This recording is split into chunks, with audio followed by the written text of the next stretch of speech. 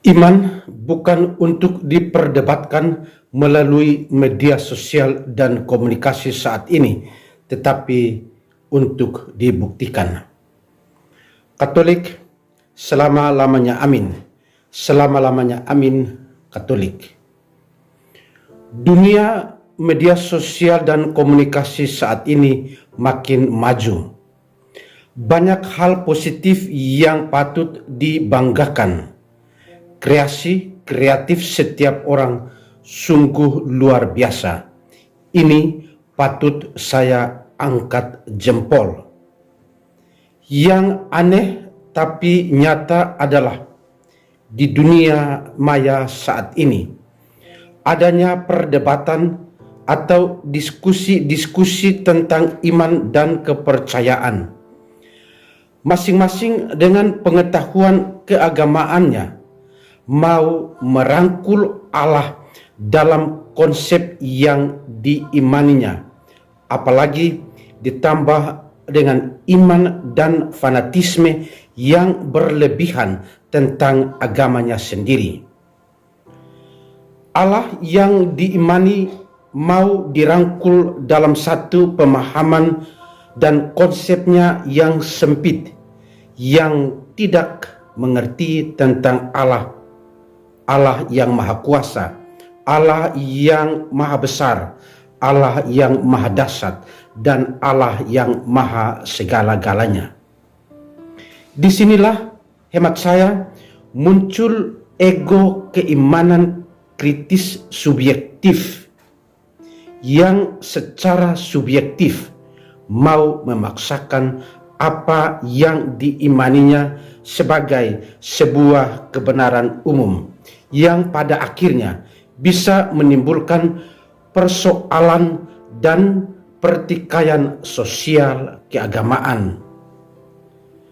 Media sosial dan komunikasi saat ini cukup ramai dan cukup viral dengan para pengkhotbah, penginjil, evangelis, misionaris, atau apapun namanya yang tampil dengan ego keimanan kritis subjektifnya untuk merangkul Allah sebatas yang diimaninya dengan ilmu teologinya yang sempit tentang Allah.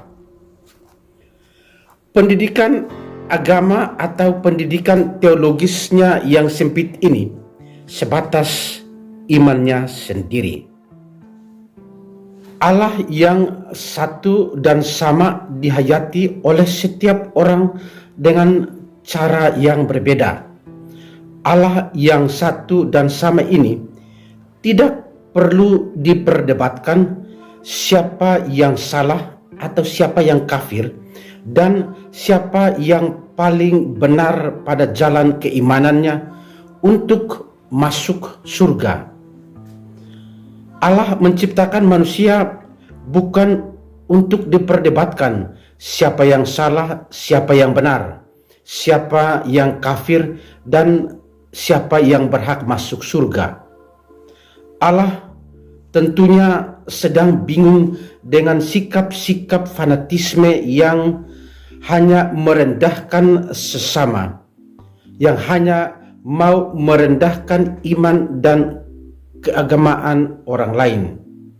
Yang paling penting bagi seorang pengkhotbah, seorang evangelis, seorang pewarta sabda Allah, seorang penginjil, seorang misionaris, atau apapun adalah menjalankan keyakinannya untuk mencapai kebahagiaan di dunia ini dan pada akhirnya mencapai kebahagiaan di akhirat atau kebahagiaan di surga.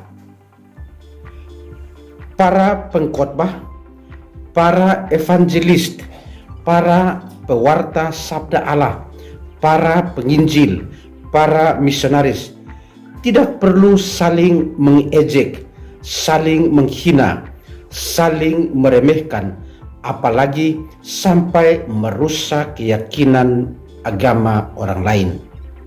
Allah yang Anda imani sebagai seorang pengkhotbah, sebagai seorang pewarta sabda Allah, seorang evangelis, ataupun sebagai seorang penginjil, tidak pernah mengajarkan kepada Anda untuk merusak, untuk menghina, dan mengejek keyakinan agama sesamamu. Katolik, selama-lamanya amin, selama-lamanya amin, Katolik.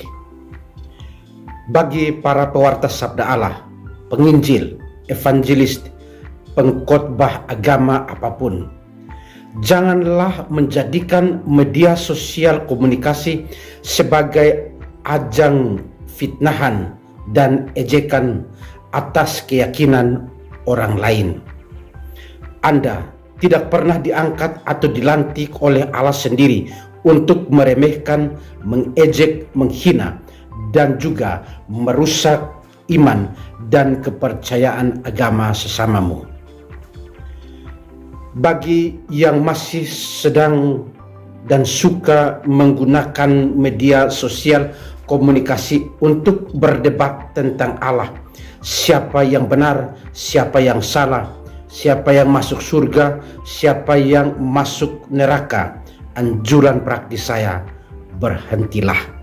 Sekali lagi, berhentilah, berhentilah.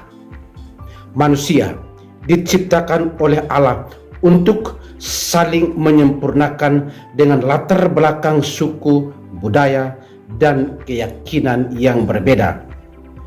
Sampai dunia ini berakhir pun, agama dan keyakinan setiap orang tidak bisa dipaksakan untuk diterima sebagai satu kebenaran umum.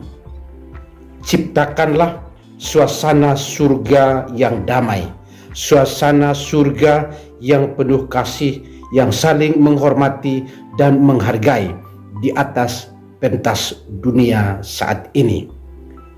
Saudara-saudaraku, berhentilah untuk berdebat dengan logikamu yang sempit melalui media sosial dan komunikasi saat ini.